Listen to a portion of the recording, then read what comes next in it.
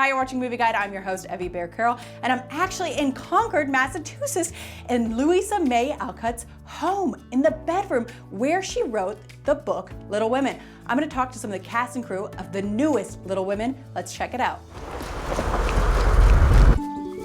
I'm working on a novel. It is a story of my life and my sister's. Make it short and spicy. And if the main character is a girl, make sure she's married by the end. Ow, Joe! So I felt like this movie was one of those movies that like takes you out of your world and into their world, and like it was so believable that you're sisters, and it's so believable that you're a family. Can you talk about the vibe on the set and everything, and how that felt for you?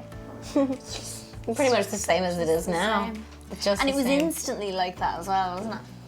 Yeah. First time I met you, we straight away snuggled up on a sofa and shared a cocktail, and then Saoirse came home from a day of work, and we were actually having dinner at Emma's, and Saoirse came and she was like, "Oh, okay," and just climbed on top as well and just entwined our legs. She was on top of her lap, and then I just sat on top of you guys. It was brilliant, and then we had Emma next to us, who was totally like our big sister, and was like, "Guys," you know, and it was like, it was really interesting how we all just like slotted in. We had dinner, which was the best thoughtful thing. gifts. Food. And sharing our most intimate stories together is, I mean, that's an amazing bond that, you know, never goes away. I remember my daughter at Christmas last year, right after we wrapped, saying, "You seem a little melancholy or something."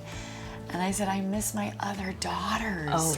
And it really hit me how, I was bringing tears to my eyes, how we'd become such a family. And I do, like no other movie, I miss you when I'm not with you now. Laura, that's so nice. We can hang out. It was Jaya also like, she was like, I'm a daughter. Actual daughter. You haven't seen me for 3 months, and now we're having Christmas No, she was together. like, I miss them too. But we all lived here together. I love the mother character, Marmee. Everybody loves Marmee, you know, from the book and now from this movie. And she had so many great points for her daughters.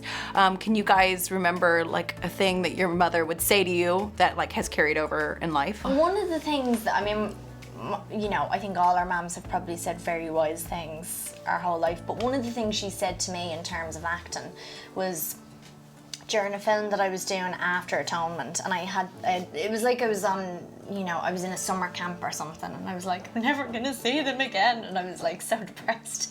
I was 12, and I went on to this other thing, and I didn't really speak in the other film. I was in it the whole way through, but I was sort of like the observer.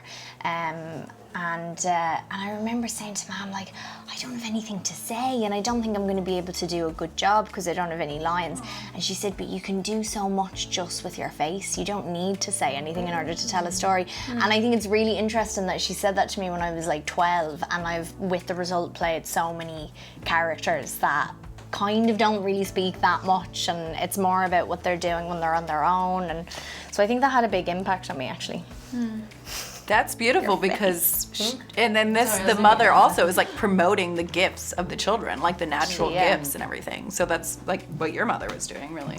Also the transparency of a mother to her daughters, like that scene that Saoirse and I get to have where she admits her own anger. And I remember my mother saying to me once when I was probably like 13, and she was obviously upset about something, and she said, "Life is so beautiful, but it really isn't easy." Wow. And I thought that was so amazing. Like I got to see instead of someone trying to make it great, I thought, oh, and then I allowed her room to be complicated or upset at things instead of like, wait, everything's supposed to be perfect and you're upset. And Marmee is such a muse in that way, pardon me, you know? Just allow life to be as hard as it is and also wonderful. Women, they have minds and they have souls as well as just hearts. I want to be great or nothing. And they've got ambition and they've got talent as well as just beauty.